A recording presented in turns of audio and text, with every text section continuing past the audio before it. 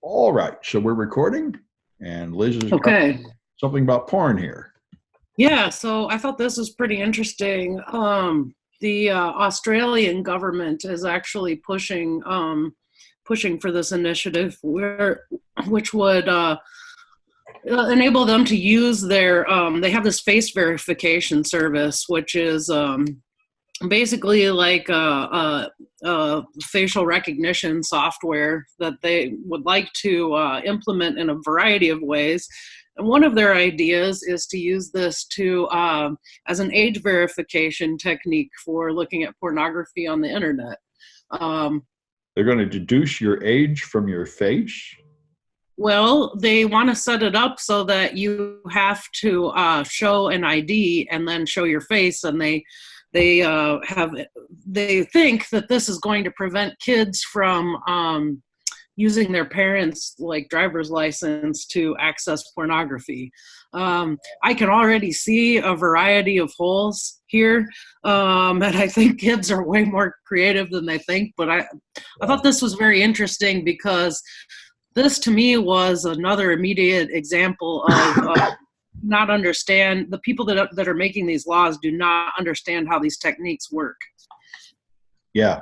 Well, I see Or the creativity of the students or the Yeah, kids. exactly. I mean, one thing, Irvin, I'm sure you can attest to this. One thing we get to know working with middle school and high school kids every summer is these kids are creative. They will find a way to circumvent whatever clever barriers you think you're going to put in place to them doing what they want to do. So, Yeah. yeah. And I've watched this happen. I mean, Australia announced this about 6 years ago. They were going to put up a firewall to block all the porn and all the viruses, and they spent years making fools of themselves trying to set this up, ignoring the technical people that said it couldn't be done. And right. the UK just did it. They said they were going to block all the porn, and you would have to go register for the porn list somewhere, but they never figured out how to do that. So they just kind of gave up. And I know Utah announced that they were going to do it about 6 years ago, that every ISP would be required to block porn unless you specifically requested it went through. And I don't know if that ever happened. That's very interesting because on our recent trip to Utah, I learned that Utah is the state that is the biggest consumer of porn in the United States. Well, there's some poetic license there. The people that are the most angry at it are, of course, the ones that hate it, just like all those Republicans that hate gay people are secretly gay and stuff. Right. I mean, it wouldn't be a big issue unless you had a problem. Anyway. Exactly. Right. Well, anyway, it's sort of hilarious to watch it all. I know now there are public places like libraries and stuff that really need to block it. And as far as I know, most people just use like commercial services like Cyber Nanny that have an array of human sensors. But to block it on a large scale, I don't think there's any real solution yet. Yeah, No, and I don't think this piece of legislation is anywhere near ready for prime time either. But it's interesting to see the continued push in that direction, even though there are a lot of holes in that theory. I see everybody jumping on face recognition the way they jumped on AI. It's just the latest buzzword to throw in whatever your stupid idea is to try to sell it. Yes. Anyway, there's certainly a huge market for blocking porn, though. A lot of I'm only interested if it's on the blockchain. Yeah, there you go. It has to be on the quantum blockchain. All right. So yeah. So Irvin's got Comcast going against encryption. Yeah. Comcast. The motherboard got a copy of the PowerPoint slides that Comcast is making, the argument against Google doing DOE, the DNS over HTTPS. Oh, that. Yeah, they're making a fight against it. So way down at the bottom, you have the 17 slides of the reasoning why this is a problem, why is Google rushing? Google's trying to centralize everything. That's a significant risk to all of us. Yeah, well, that's really bogus. I saw them yell at Cloudflare for the same thing. And the point is they have a list of like 8 providers, and those are all the current ones providing it. If you want to do it, you can put up your provider. They'll add you to the list. I don't really think it's a power grab by Google. But yeah, I don't think so. But, if you're doing DOE, then Your people aren't resolving on your end, so you don't know where people are going. Well, of course, the thing that I saw Steve Gibson talk about, and I went, is of course that's not true. You still know where everybody's going. That's the argument that makes the most sense about Doe, is that it doesn't really help you because the domain name is still in plain text in the HTTPS handshake, and the IP address is naturally in plain text. So as a matter of fact, you still know where people are going. It's just slightly less convenient to find it. So I don't. Right. You just have to be a little less lazy to see, oh, there it is. The thing that would really make it easier is a VPN, and maybe it's useless to even waste anybody's time on Doe and just tell them all they got to use a VPN. I don't know. Right. But it's funny to read their little 17 slide. The world is ending, so we got to react now. Well, everybody's sure getting excited about Doe, and that makes me think it must actually benefit you in privacy, or people wouldn't be so mad otherwise. Right. So what the EFF always says, they say it's okay to push widespread encryption, even if it's not perfect, because it makes the government work harder, like a defense lawyer. Now, instead of just hoovering up everything, they have to target you, and maybe that is a benefit. So. Yeah, and I think that it makes it harder for Comcast to eventually charge people more money based on what data they consume, which is secretly throttle their competitors like they like to do. That's really their ultimate goal. But I mean, this is just another great example. I think that this is a good follow-up to that first story, because the story that Irvin chose is just another great example of how these are the people that are lobbying legislators. And I'm looking at these slides here, which are embarrassing. And they're, and they're showing this material to people who regard them as industry experts and then go and make the laws. So, I mean, I think this is sort of a pervasive issue. Well, that's what We Are the Cavalry is all about, is getting like real security experts to lobby in Congress to try to get accurate information through to them. So it may help them in the EFF, I think. Yeah. Well, anyway, I just heard this podcast, which I think is the clearest explanation I've ever heard yet of what good a blockchain is, because I taught blockchains and studied them and set them up and pretty much have total contempt for them. Like anybody else that's ever worked in the financial space, there is no real excuse for cryptocurrencies. But this one from Amber Baldet, she's in Zcash, and I've heard several podcasts from Zcash developers, and they seem to me to be the smartest people in the cryptocurrency space. And she's talking about reasons this might have some value. And, I feel like maybe I'm arrogant because I keep saying it's garbage, and so many people are jumping on the bandwagon saying blockchain is the greatest thing, including now China. So maybe I'm just missing this immense value. But the one thing she explained here, which made some sense, is if you want to find out a fact about people, like you have 5 people and they want to know if they're all getting the same salary, the only current solution is to trust somebody, to have all the salaries and tell you. And you'd like to do that without trusting anybody. And you can do that with this Zcash type cryptocurrency solution. So they might be right that when you can actually make zero trust information systems, and that might be something really new that might turn out to have some value. It's just a little hard to grasp, but they talk about how many people you trust when you use the internet and banks and payment and everything. There's all these intermediaries that you trust that could lie to you, that you're paying fees to do that. And that's the blockchain utopia, is you somehow get rid of all that and make that all done by computers. I think I still remain very skeptical, though, because I think ultimately there's no way out of trusting people. There are always people who can betray you, and you have to have courts and governments and laws and lawsuits and everything to deal with that. And I don't think any amount of complicated math can fix that, but I guess we'll see. Anyway, I thought it was interesting, and I also added the one where China, which used to be dead set against this, has passed a law that they're going to develop blockchains and cryptocurrency in China starting next year. So they apparently are persuaded that there is some value, although I think what's going on is the same thing Liz was just talking about. I think you have authority figures that don't even understand what's going on. And all they really understand is that there's a lot of buzz and some marketer has told them it's going to be great. Yeah. But I don't know. Yeah. Or else there is some value I don't see in it. But I remain unpersuaded. I think I'm kind of in the same boat with you, Sam. I don't necessarily see yet a value to cryptocurrency. Well, there is one value, which is money laundering. And I had a student who perhaps may even be more cynical than me, if this is possible, who said that China wants to do it so they can evade trade restrictions and blockades by laundering their money through it. And that might work. That might be a reason. But even so, I don't know why they don't just use Zcash. Zcash is already there, but I don't suppose you can move a nation state amount of money and keep it anonymous. I think North Korea is already doing that. Well, North Korea is just stealing it. They hack into the exchanges and just steal it because the exchanges are fantastically insecure. Right. And the prices are all rigged and manipulated. It's just what you'd think when you take the government out of your money. It's just a free fire zone, like an exchange in the Old West where people playing out pistols and gambling. No law at all just stealing like mad. But the value is supposedly, in principle, you could make the math so none of that cheating would go on, although that has totally not happened yet. Yeah. It's kind of funny. The value system is promising you that it will soon become the opposite of what it is. It sort of reminds me of communism, where they have this temporary dictatorship that will end later. Right. After things are stabilized. That's right, yeah.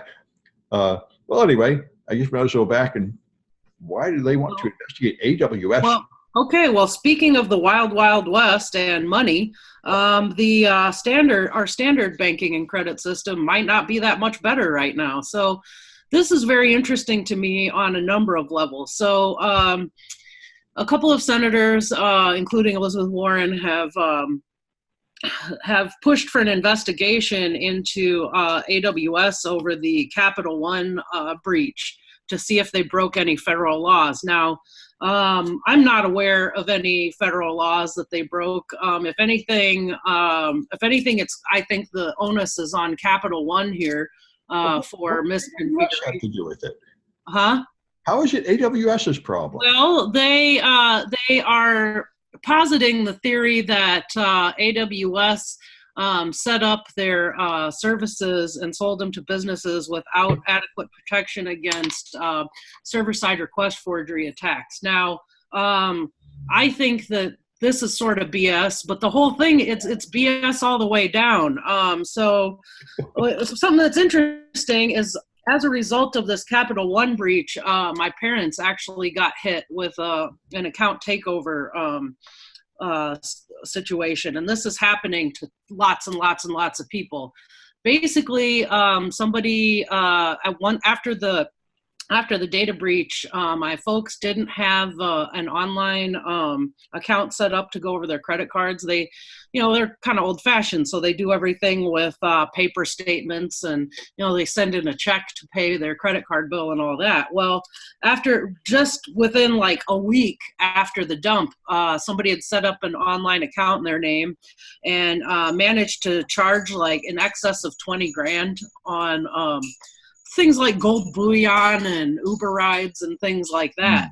Now, essentially, Capital One is telling them, they're routing their calls to some like Sri Lankan call center where they can't understand anything, and they're telling them, just pay the 20 grand, and if we figure out it's fraudulent, we'll refund your money.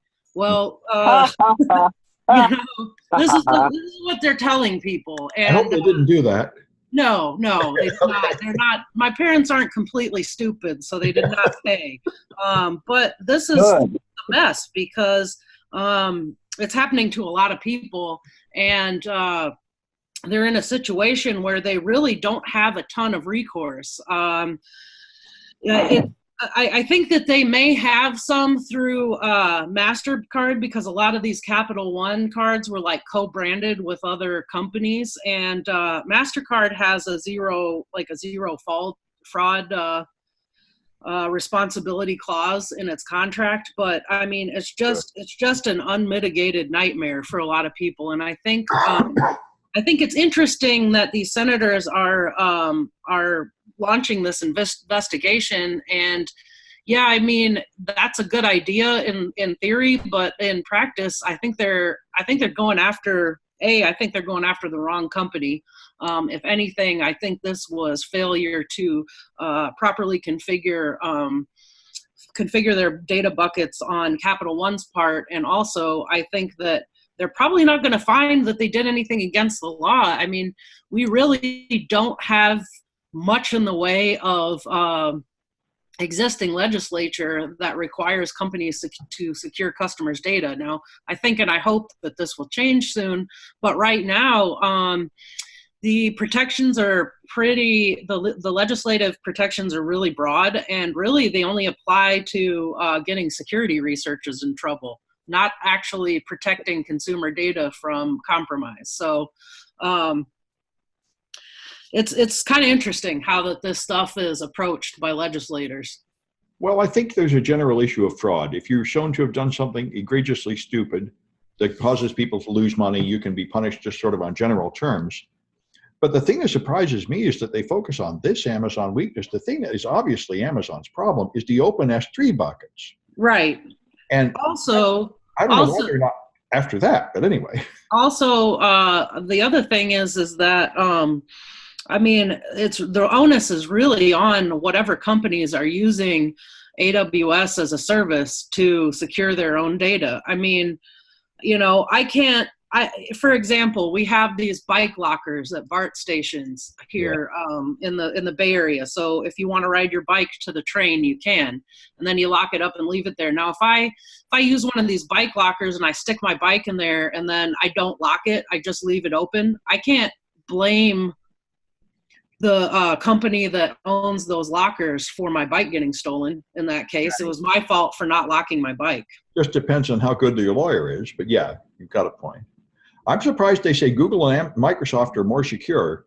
I wonder about that. I wonder about that too, because I know that GCP, I mean, I don't know that much about Microsoft. My early experiences with Microsoft Cloud were so horrendous that I haven't used them for deployment in the last couple of years, though I heard it's got better. But I mean, I've heard of similar issues happening with data stored on GCP instances. And again, it comes down to developers and engineers not doing their due diligence on securing the data. So, yeah, and I know that Amazon has a ton of security, but you have to pay for it and turn it on. It's all optional. So they do have a lot of defenses. If you want to set them up, it can get quite complicated. Right. And again, it comes down to configuration. I think part of the issue, like they have a really good support team, but I think part of the issue is people who are architecting these their company's cloud resources on cloud platforms don't really know what they're supposed to be doing, or don't really realize it's a problem. And I mean, when you think about it, if you look at the way that Capital One's handling this, they're just, like any good megacorp, they're just offloading all the risk and expense onto their customers. So it doesn't really matter to them if there's no penalty. Either legislative or market-wise, there's really no penalty for screwing up like that.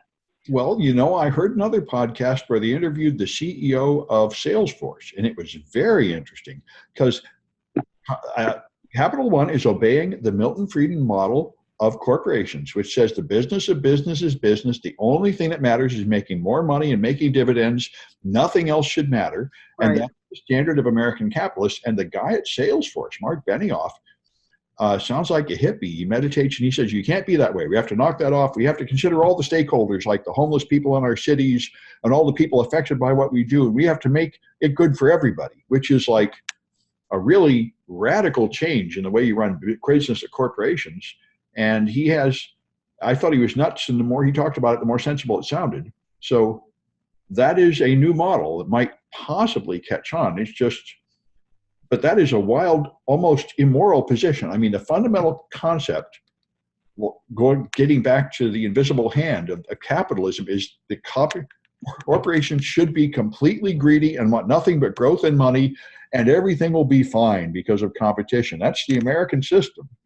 Yeah. Well, the other thing I thought was interesting about this is, when my folks started looking into any kind of legal remedies they would have for this, I mean, they found out that the FBI won't get involved unless it's $80,000 or more.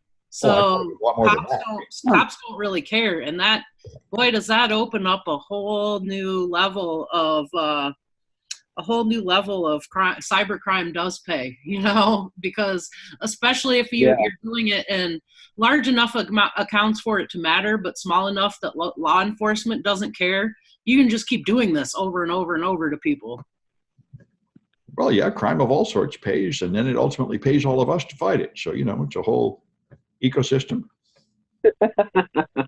I also noticed Elizabeth Warren being on this, and this reminds me of Ralph Nader. This is the problem, of course, with the left side activists, is that they're always complaining that businesses should do more to protect people and spend more money. And, it's kind of, they kind of get strident, and sometimes they go beyond understanding what they're complaining about.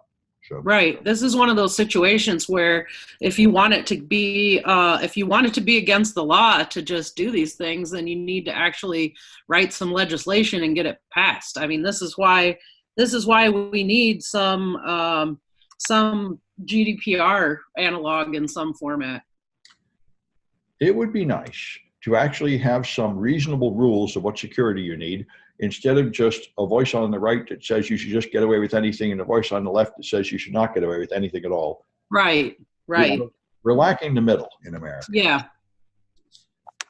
Well, anyway, that's, let's see, that was this one. Now we're up to, this white paint stuff. All right. This one, yeah. Let's hear about it. So this came out not too long ago about, hey, instead of using public-private keys on files that could be copied out and whatnot, let's paint on a wall and do some stuff with quantum. That way, every paint stroke will have a different color or different nanoparticles. So you have basically a physical key that you can't copy for your encryption. So you have to carry this paint everywhere you go. You're right. Yeah, I mean, there was a simpler version of this I saw years ago where you just take fiber optics and you tangle up the threads so the pixels on one side are scrambled randomly on the other side, and now you have to lay that on the block to decrypt it. And that's another physical key. Yeah. I don't know if this amounts to anything more than just sort of a one of those tokens that has a number that changes every 30 seconds. Yeah. See, I don't. If we couldn't get people to use PGP keys for email because it was too complicated, I just wonder how. Yeah, like how much practical application does stuff like this have? You carry some paint swatches around you all the time. Well, what color for today? Oh, this one. It seems like any shared secret thing. You could have this thing at the VPN end of something, but I'm not sure what the real benefit is over a mathematical key. Anyway, they say you're using light. You're using light and quantum. I mean, it's a neat idea, though. The one good thing is if somebody stole it, you would know it because you wouldn't have it anymore. That's the advantage of physical keys. Right. Anyway, all right. And then I've got, we talked about this. Oh, Microsoft. Yeah, we were talking about Microsoft's Azure security. Well, they now got the Pentagon contract. I've been watching this for a year. This contract is so big, I think it will make Azure the #1 cloud provider, this single contract. And there's a lot of suspicion that this is entirely because of the Washington Post. Trump hates Amazon because Bezos owns the Washington Post, so he very much did not want government money going to them. But anyway, I'm sure there will be court battles, but I think Microsoft can win on the grounds that they have a strong relationship with the U.S. Army already. But anyway, this is a huge contract. The Pentagon's going to put all their data in Azure cloud. So we're going to find out how secure it is, among other things. But I mean, because at my college we're teaching Azure, and I said, why waste your time on that junk? You should teach Amazon. And now I guess I'm going to just shut up. I guess teaching Azure should be your first choice.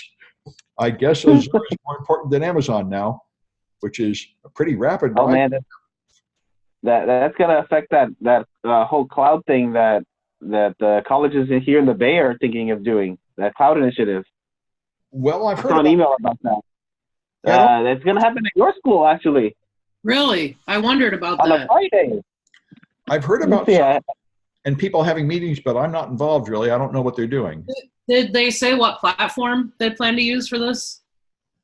Amazon for the cloud thing that we have. Amazon. Yeah, I would have thought Amazon was clearly the leader until this week. Now I'm not so sure. Well, they may be. Yeah. Who knows? They may be neck and neck. It may be a situation where it'll be interesting to see if Microsoft puts some of that money into that $10 billion into R&D for their project. I will say the last time I looked at it, it was a lot better than its first iteration 4 or 5 years ago. So it does seem to be improving. Whether it will overtake AWS or not, I'm not sure, because they do have by far the lion's share of the existing marketplace. Well, Microsoft has had spectacular failures before. They got the entire London Stock Exchange to move from Unix to Windows, and then it crashed and took the whole stock exchange down for 3 days, and they went back to Unix. So this might be awful. In fact, one thing that would be great is if they can't do it and they have to go put it, Microsoft outsources to Amazon. Because I know Apple iCloud is on Microsoft Azure. Because Apple can't. That's interesting. So they outsource Microsoft servers to put iCloud on it, which is pretty hilarious. Wow. Anyway, that's Windows on the PC. But yeah, I guess that's the agenda for that meeting that I was talking about. Yeah, it's all around AWS Educate. Well, that's what I would have said is the right thing to do. AWS is clearly the thing to do. Microsoft is nowhere. Well, I don't know. Maybe I'm wrong. Right. That'll be fun.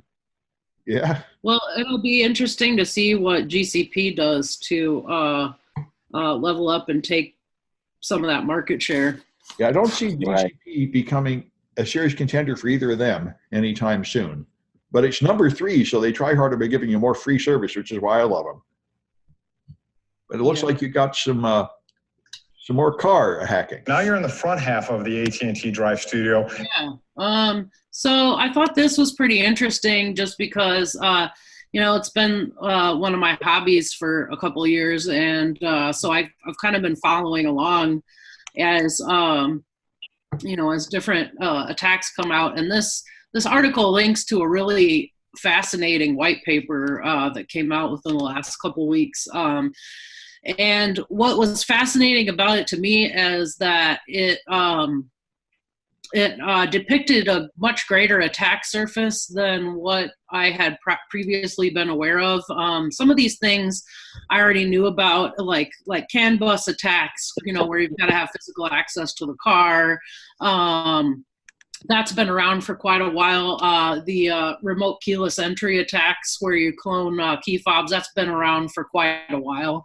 But some of these are some kind of interesting vectors that I hadn't really considered. One of them is that there's a way that you can actually track a car's position and movement theoretically through signals that are generated by a car's tire pressure monitoring system. And those are actually, I think that those are mandatory since 2008 on vehicles. So I thought that was pretty interesting. Because you don't even necessarily need physical access to the car to do that. And then there are a few other ones. We've talked about how supply chain attacks are becoming more and more common. Well, same deal with cars where, there's so many applications, not just for infotainment, but for, other things related to car sensors now that's becoming a really viable method for attack on vehicles. Because all you need to do is really insert your malware into an update, and there you go. Another way is through man-in-the-middle attacks to cellular connections, where you can load malware onto a vehicle that way. And some of these have remote command execution capability, so you can really do some damage to people through these. Cellular connections are vulnerable to MITM. They don't have like a certificate like HTTPS or something. No, these things are wildly insecure, and in fact, this was just why am I not surprised? That Yeah. seems like a really serious problem. Just like 2 years ago, I noticed, I haven't looked to see if they're still pushing this direction, but only 2 years ago, manufacturers were pushing for a standardized remote vehicle interaction protocol that was HTTP based. What could go wrong? Yeah, what could go wrong? Well, that's news. Yeah. So, I didn't know it was that bad. yeah, it's pretty it's pretty bad. Be glad that you drive an old car with no computers. Yeah, you should really teach a car hacking class. One of these days we'll get that going. Yes, I would like to. It's pretty fascinating, and it's something that I think is going to become just more and more part of our everyday lives. Oh yeah. Because yeah, I mean, and then there's automotive Linux. There's a whole distro, and all of that stuff. All of the transmissions are based on HTTP. So yeah, pretty interesting. I think so. And so, what's this Cybersecurity Disclosure Act? So this Cybersecurity Disclosure Act, the bill, none of it all is way down at the bottom. They want somebody on a board or some form of governance role who has NIST 80 or 800 181 to be part of the board. Nice. Oh, we use them. Yes. So this just creates a new commission or something? No, it's supposed to be that companies should now have somebody with that on their board. Oh, so they're going to force you to have certain qualifications to be a cybersecurity expert. Boy, I've seen a lot. Well, I was thinking it should be CISSP, but I know in Texas did this about 10 years ago. They ruled that everybody who did any work on a computer had to be a licensed private detective, which meant they all had to be ex-police officers, and they finally decided, that's not really what we meant. But, this is kind of like we were talking about before when they wanted to sue Amazon for the hack of Capital One, saying, well, there are actually no standards for security. There are no standards for security personnel either, so I guess this is the beginning to get there. So a corporation would have to prove that they have somebody with certain certifications or something? Correct. Somebody who meets that 800 181. Yeah. As part of their governing board or like the board of directors or something. They have to say they want to have somebody of that certification there. Well, I've been waiting for this forever. If you have to have a license to practice cybersecurity like lawyers and doctors, then it logically should be the CISSP or something like it. And I've kind of been waiting for this shoe to drop for 10 years. It seems like a no-brainer. Yeah, the only thing about this is it just basically says that it's to be determined what constitutes an expert. Like NIST will figure it out later. Well, that's kind of the problem. I mean, yeah. A lot of people would get very mad if you made it to CISSP. Many people are very, very angry at how much the CISSP does not cover. So that's the problem. I mean, if the government gets in, then it kind of becomes a pointless bureaucratic requirement, out of date and horrible. Yeah, right. I don't know. So this is not approved. It's not approved yet, is it? No. It's a bill. It's a bill right now. It's in its early stages. It was just introduced. Okay. It was introduced a while ago, but no. This is far from being implemented now. Well, then we're safe because they can't pass anything in Washington. And I think they talked about this. As soon as the impeachment appeared, it blocked out the sun, and nothing else will get any attention for the next year. So none of this is going to happen, I think. But anyway. It's interesting, too, that it's an amendment to the SEC. So act. So I wonder if this will only apply to publicly traded companies. Well, the thing, if it was actually living up to this transparency thing, the thing I could believe is that they would just make it so you have to disclose what credentials your security people have. Now that would seem like that could pass. Or it would make sense that you'd have to have, like, if you're a publicly traded company, you've got to have at least one person on your staff. But the problem is that there's no codex for them to ensure compliance, really. Well, yeah, that's why I think it'd be fair enough to just disclose it, because you already have to disclose financials and risks and stuff. So you ought to just disclose the qualifications of your board and let the investors decide what they think of it. But I'm this right-wing fascist again.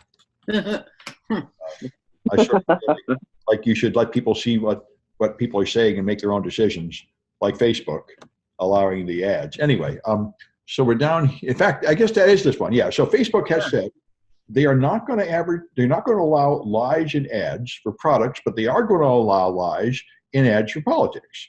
And the Congress is mad. AOC is giving them grief over it, and their employees are now complaining, you rotten bums, here you are polluting the earth with false political claims. But as usual, I'm the nasty right-wing fascist. I think Facebook is probably right. And you can see it right now. Ever since Trump got in, it's been more clear than ever. There is a strong political party that says things that just appear to be 100% false, and they like it that way.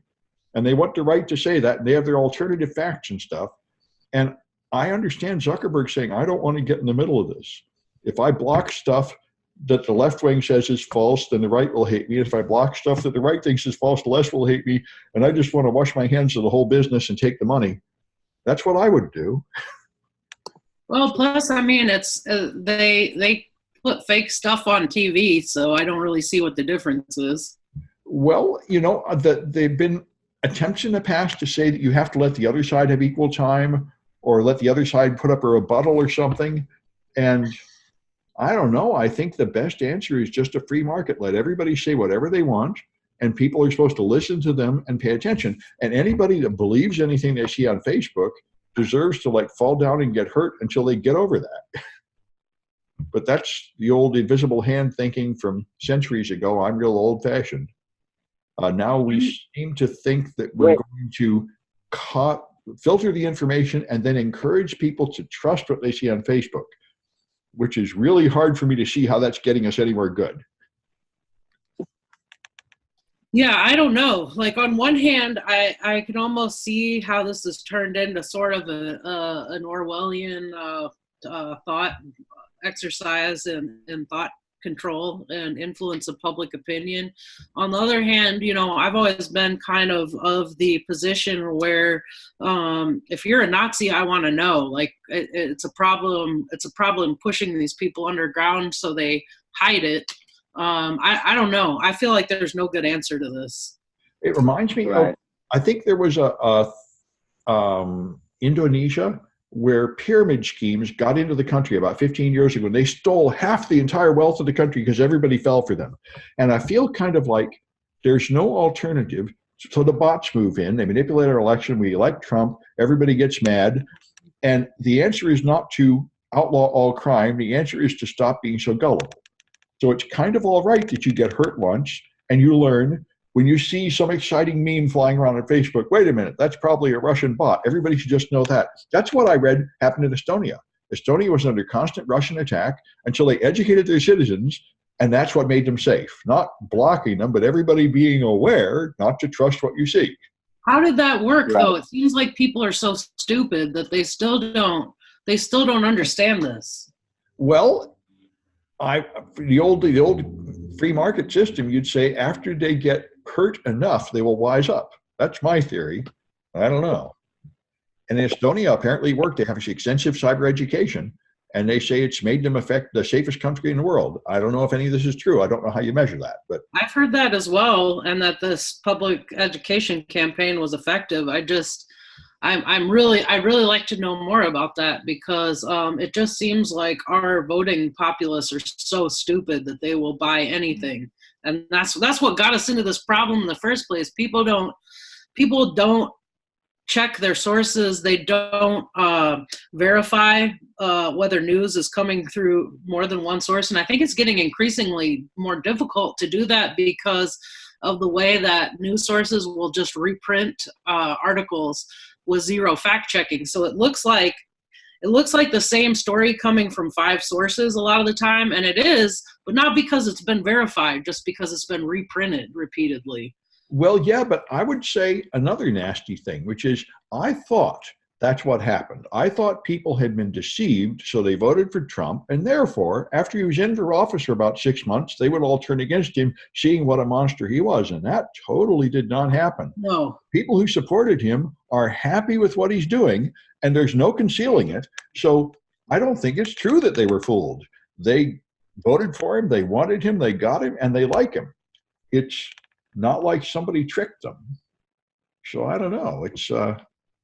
And I think I've seen other studies that show that indeed there was all this Russian manipulation and all these campaigns to move political ads, but in fact, almost nobody was swayed by those ads. Just like everything, people are on the left or on the right, and nothing moves them, and they get mad about everything. But there's almost nobody in the middle. So Yeah. anyway, it's certainly a big, exciting issue, and we're going to see some kind of draconian measure to censor the internet coming out of it, I think. Anyway, I see you got another one about Windows 7. Boy, Yeah, this was just a little extra bonus. This was a little bonus one I tacked on to the end. It was kind of funny because Windows said that they were going to stop supporting Win 7, but then kind of backpedaled and said, okay, well, we'll do it. We'll do it for 3 more years if you'll pay. So, basically, I think it's like around $50 or something like that, maybe a little more, where they'll sell you the security patches for 3 more years. I think they did that with XP and other versions too. That's been their standard policy. Extended. How many people do you think are going to actually buy the security patch? Because I don't think very many people are going to actually buy the security patch. Oh, I think a lot of companies will. And the cost will go up. The cost goes up each year. So. But I think this is always true. There are companies that have large install bases of legacy stuff, and it's cheaper for them to just pay a price than to upgrade it all. Sure. My thinking is that a lot of the time these systems are just going to go completely unpatched. Well, yeah, that was what I was thinking when I saw this. I was like, oh yeah, I mean, that's great that they're doing this, but I don't think they'll actually pay. I think they'll see it and go, maybe I'll think about it. And then I'm just gonna keep the Windows as it is. We don't have budget for that. Yeah, if I was the CTO, I might not pay for it either, because the fact is, remember they said when Windows XP hit the end of its support, there'd be this terrible virus, and there wasn't. I might just say, forget it, just put on antivirus and update it, and that's probably good enough.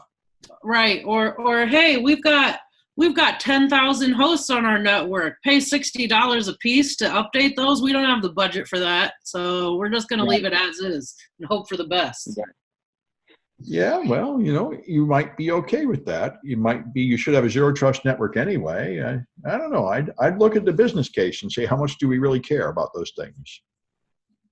Probably not very much, and it's probably going to lead to some new and exciting breaches for us to talk about in future news episodes. Well, it would if they actually have like important data in quantity on those untrusted systems. If it was a server, I might see it, but if it's Windows 7, it's probably an endpoint device, and you shouldn't be trusting them anyway or storing much of anything on them. So I don't know. I guess that's assuming. I mean that's right. That's a logical thought, but I mean, businesses are gonna have sensitive information on their endpoints. Yeah, because it's more convenient. This is also assuming, companies are practicing good data hygiene, and if they are, they're probably not going to be running Windows 7 in the first place. But maybe that's just me being cynical. Okay, well, you could be right. Well, anyway, I guess that's it. Are there any more comments? No. All right, I'm going to stop the recording. I'll see you folks next week. I guess we're back on the bandwagon here. Okay, sounds good. Let's go.